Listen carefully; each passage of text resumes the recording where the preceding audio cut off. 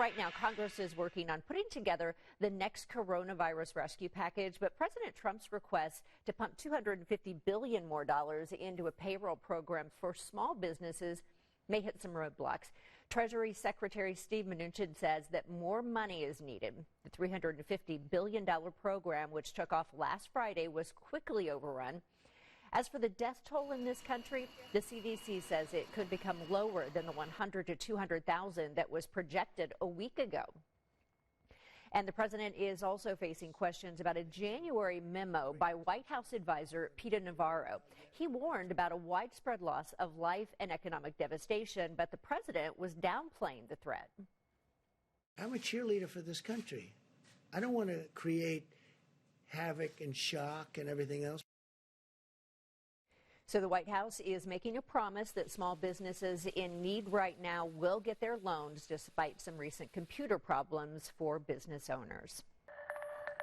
And with so many children away from school because of the coronavirus, it's important to make sure they're still on task to finish up the school year. Matt is live this morning with what we're expecting to hear from IPS later today. Matt? Julia, good morning to you. Leaders here at IPS have really been scrambling to put a plan in place ever since hearing the order from the governor just last week. And this morning, we're getting a closer idea of what that will look like when it launches tomorrow. Information on your screen shows that for students who are in kindergarten through 8th grade within the district, they'll be receiving monthly mailings of pencils and papers. And while that may not sound like much, that's actually the #1 thing teachers hand out dozens of each and every day. So that is a critical essential. Now, for high school students, that includes laptops so they can complete the e-learning courses. These home learning days where learning will take place Tuesday, Wednesday, and Thursday of each and every week. Mondays and Fridays will be set aside for teacher work days. That's when teachers will grade and plan out the rest of the week. Now, we've got more information about the plan for you on our website, WTHR.com. And as this will launch here coming up on Thursday, we're going to be hearing from the superintendent of IPS. Our education reporter Rich Van Wyk will be talking to her later today. He's been here at 13 News since 1978 and says we're really in an unprecedented time. Look for his report with the superintendent here beginning at 5 o'clock. Julia? All right, Matt, thank you. Well, with state health leaders warning about a surge in coronavirus cases, area hospitals are preparing for the worst. In Boone County, they have an overflow hospital set up at the fairgrounds that's ready to go within just an 8-hour notice. It's stocked with beds and Army cots for dozens of patients as they look to free up bed space at Witham Hospital in Lebanon. In Hancock County, they're prepared to open an extra hospital wing with 50 more beds in just 3 weeks. County health leaders have stocked these overflow spaces with all the equipment needed to function like a regular hospital. What we're planning for here with the surge capacity that we've developed at our Gateway facility is essentially Armageddon. I mean, if it is worse than any of us think it could be, we're going to need places like that. Hancock Health's president and CEO says the hospital is responsible to plan for the worst, but they hope it's not needed.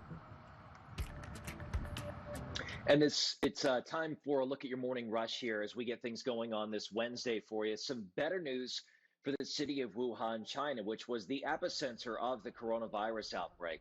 Their 11-week lockdown has now been lifted, allowing people to travel in and out of the city. Wuhan's 11 million residents are now allowed to leave without special authorization as long as they're healthy and have not been in recent contact with someone who has the virus.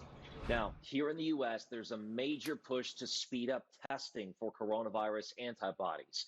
Officials say the tests may be able to tell if you're immune and could be the key to getting people back to work.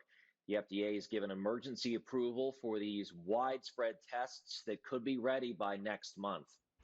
And some sad news from the music world as legendary singer-songwriter John Prines died from the coronavirus. He died yesterday at a hospital in Nashville. He's battled several health issues in the past, including lung cancer. He was 73 years old. A local police officer is pulling his weight in the fight against COVID-19. Literally, our Meredith Juliet joins us from her home in their social center there with this story. Good morning.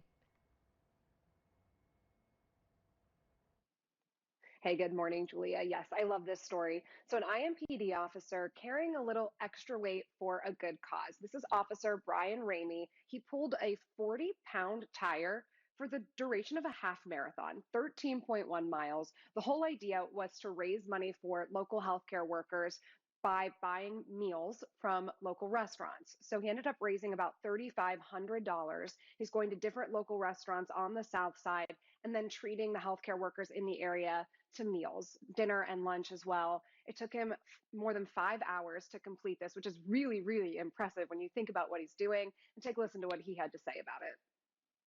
We're all going through a tough time right now. We're all, got some, the worries, the extra weight. And I figured I'd throw on an extra 40 pounds, take off some of the weight, maybe off some of these healthcare workers by buying them some dinner.